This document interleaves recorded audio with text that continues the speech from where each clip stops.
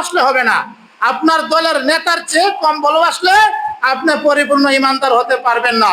মুসলিম শরীফের হাদিস, লা ইউমিনু আহাদুকুম হাত্তা আকুনা আহাব্বা ইলাইহি মিন ওয়ালিদিহি ওয়া ওয়ালাদিহি ওয়ান নাসি আজমাইন।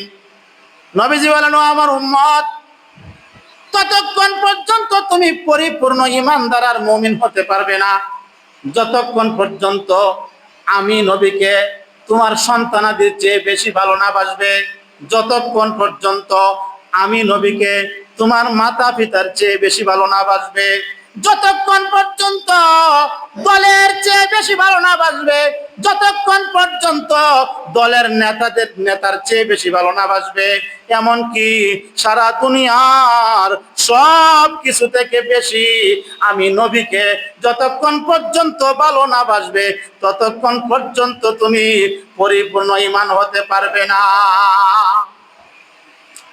এই হাদিস শুনে হযরত ওমর ফারুক রাদিয়াল্লাহু তাআলা আনহু বললেন, ইয়া রাসূলুল্লাহ, আমি আপনাকে আমার মাতা পিতার চেয়ে বেশি ভালোবাসি। হে নবী, আমি আপনাকে আমার সন্তানাদের চেয়ে বেশি ভালোবাসি।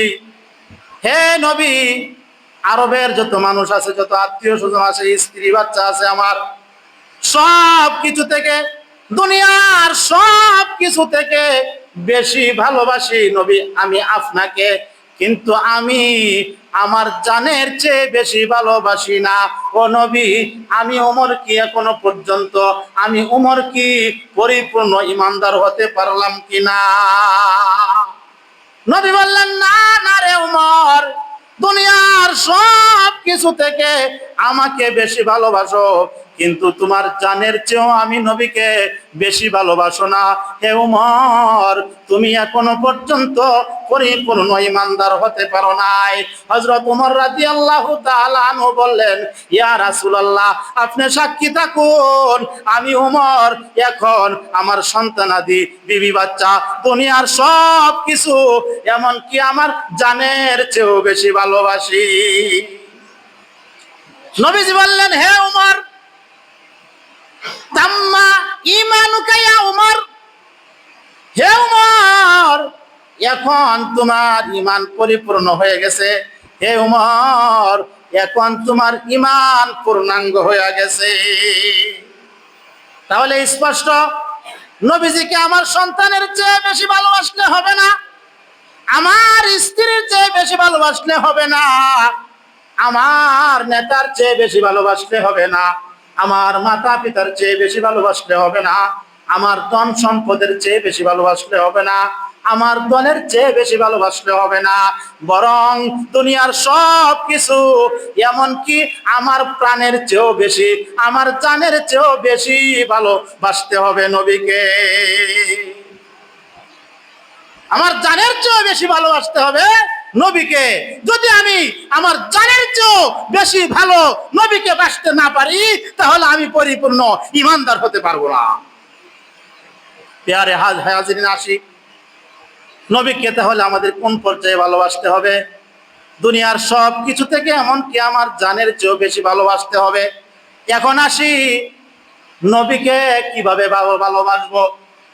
পূর্বে উল্লেখ করেছি, একজন আরেকজনকে ভালোবাসার চিহ্ন আদান প্রদান করে, চিহ্ন দ্বারা বোঝা যায় একজন আরেকজনকে ভালোবাসে, শ্রদ্ধা করে। 1400 বছর আগে, প্রায় 1500 বছর আগে বিশ্ব নবী সরকারে দো আলম নবী মুহাম্মদুর রাসূলুল্লাহ সাল্লাল্লাহু আলাইহি ওয়াসাল্লাম দুনিয়া থেকে চলে গিয়েছেন। নবীকে আমিও দেখি নাই, আমার বাবাও দেখে নাই, আমার দাদাও দেখে নাই, আমার পরদাদাও দেখে নাই। যুগ যুগ, কত যুগ আগে আমার নবী দুনিয়া থেকে চলে গেছেন। এখন তো আমি নবীকেও পাবো না, আমি নবীর জন্য কাপড় নিয়ে যেতে পারবো না, নবীকে হাদিয়া দিতে পারবো না, নবীর জন্য আমি কোনো উপমা, কোনো ভালোবাসা সামনে পেশ করতে পারবো না। তাহলে আমি কেমনে বুঝাবো, আর আমি নিজেই কেমনে বুঝবো, সমাজকে কেমনে বুঝাবো যে আমি নবীজিকে বেশি ভালোবাসি? নবী তো সামনে নাই, তা আমি বুঝাবো কেমনে যে আমি নবীকে ভালোবাসি? রাসূল কারীম সাল্লাল্লাহু আলাইহি ওয়াসাল্লাম এই প্রশ্নের উত্তর 1500 বছর আগে দিয়ে গেছেন। আল্লাহর নবী বলেন, হে দুনিয়ার মানুষ, তোমরা যেই জামানায় তুমি থাকো না কেন, যেই যুগেই তুমি অবস্থান করো না কেন, আমি নবীকে তোমার জানের চেয়েও বেশি ভালোবাসতে হবে। সেই ভালোবাসা কেমনে বাসবা?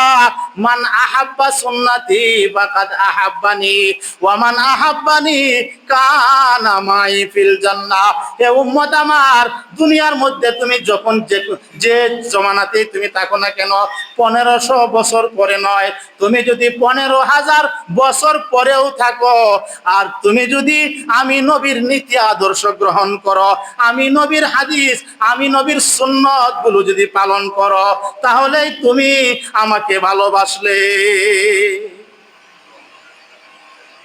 তাহলে নবীর ভালোবাসার অর্থ হলো নবীর সুন্নতকে ভালোবাসা, নবীর সুন্নতকে ভালোবাসা, নবীর সুন্নতকে ভালোবাসা। মান আহাব্বা সুন্নতি ফাকাদ আহাব্বানি, যে আমাকে ভালোবাসতে চায় সে যদি আমার সুন্নতের উপর আমল করে, আমার সুন্নতকে গ্রহণ করে, তাহলে সে আমাকে ভালোবাসলো। এখন আমার সুন্নত যে উম্মত সবচেয়ে বেশি ভালোবাসবে, সে আমাকে সবচেয়ে বেশি ভালোবাসলো।